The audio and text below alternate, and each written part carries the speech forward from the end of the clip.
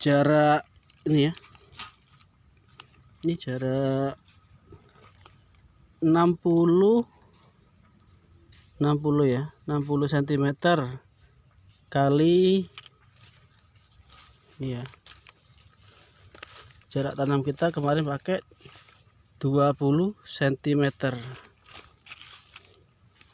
60 dan 20 cm. Assalamualaikum warahmatullahi wabarakatuh, sahabat. Hari ini kita akan berbagi pengalaman lagi ya, masih di seputar dunia pertanian, yaitu jarak tanam ideal untuk tanaman jagung ya. Kebetulan hari ini kita lagi ini bersih-bersih babati ini ya, tebon jagung. Ini kita ada 2 kuli yang kita suruh untuk babat ini ongkosnya 100.000 ya. Sekedar informasi saja bahwa ini untuk ongkos babat-babat ini dari pagi sampai jam 12 siang nanti itu 100.000. Dan hari ini kita akan berbagi pengalaman ya, jarak ideal untuk menanam jagung. Kalau jarak ideal menurut dari pabrik ya, dari kemasan ini kita biasa tanam ini ya, perkasa dari NK ini, kita lihat jarak tanam di sini nih ya. Kita fokuskan dulu.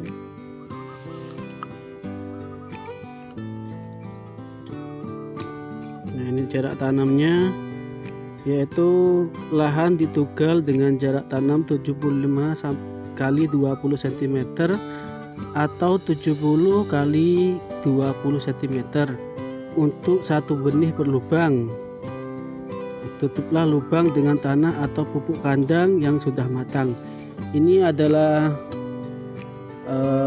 sahabat, jarak tanam ideal menurut kemasan ini ya, dari pabrikan NK ini. Namun biasanya petani itu menggunakan jarak tanam sendiri ya, tapi tidak asal-asalan. Mereka menggunakan jarak tanam sendiri tapi dengan riset. Artinya begini, kalau lahan baru kita buka ya, itu kan kita belum tahu tingkat kesuburan dari tanah tersebut seperti apa. Jadi kita awal tanam, kita mengikuti petunjuk yang ada di kemasan ini ya. Kebetulan kita ada perkasa ini ya, sesuai, yaitu jarak tanam idealnya 70 kali 20 cm. Setelah itu kita coba-coba lagi, melakukan percobaan dengan agak mengecilkan ya, menyempitkan dari jarak tanam di lahan tersebut, gunanya agar mengoptimalkan dari hasil pertanian di lahan tersebut.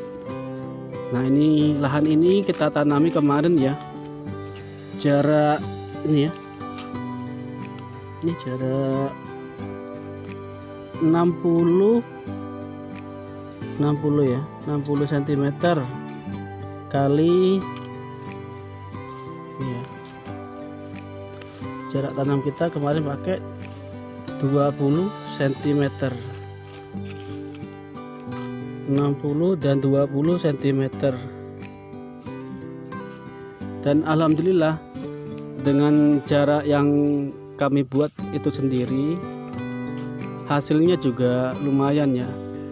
Ini kita punya lahan berapa nih luasnya? Ini bibit 5 kilo benih jagung ya. Ini kita jual langsung di batangnya semacam ini, ditawar 7 juta kemarin sama dagangnya. Dan ini lahan punya Pak Lek, juga sudah dipanen ya. Nah, alhamdulillah dengan jarak tanam yang sempit seperti itu, kita masih bisa panen masih melimpah gitu ya, hasilnya bisa maksimal. Kenapa bisa maksimal? Karena tingkat kesuburan lahan ini tinggi. Terus sahabat juga kalau menanam jagung ya, usahakan baris ya, ini baris, ini sana itu mengikuti sinar matahari. Jadi kalau misalnya di situ kan barat, sini timur ya. Jadi kita usahakan garis-garis ini, baris ini ya, menghadap ke matahari, gitu ya. Kalau kita istilahkan orang sholat itu yang salah gitu ya. Jadi kita menghadap ke imam itu keliru. Kalau mataharinya ibaratkan imam sholat, itu yang keliru ya. Yang bagus adalah kita sejajarkan dengan sinar matahari seperti ini. Kenapa seperti itu? Karena sinar matahari itu adalah faktor utama juga bagaimana tumbuhan itu bisa maksimal pertumbuhannya. Kalau kita buat baris lajur semacam ini ya, memanjang seperti ini, mengikuti sejajar dengan sinar matahari. Ketika matahari terbit, maka tumbuhan yang di sini itu mendapatkan sinar matahari ya sepanjang hari. Sepanjang hari mereka mendapatkan sinar matahari. Beda kalau mataharinya dari sini, maka yang dapat yang pertama adalah yang di depan, sedangkan yang di belakang ketutup. Baru kalau sinar mataharinya di atas, mereka mendapatkan sinar matahari langsung. Jadi sinar mataharinya itu tidak ini ya sahabat ya, tidak merata. Jadi kalau kita buat semacam baris sejajar dengan sinar matahari semacam ini, insya Allah hasilnya itu lebih maksimal. Nah, ini kita sudah hampir selesai ya. Ini panas. Ini sekitar hampir jam 12 siang ya. Nah, ini pekerja kita itu Bapak Amir. Sudah hampir selesai. Ini kita langsung tumpuk semacam ini sahabat. Kita tumpuk, langsung kita bakar ya. Ini sisa yang dibakar tadi. Terus lahan ini kan masih ada rumputnya.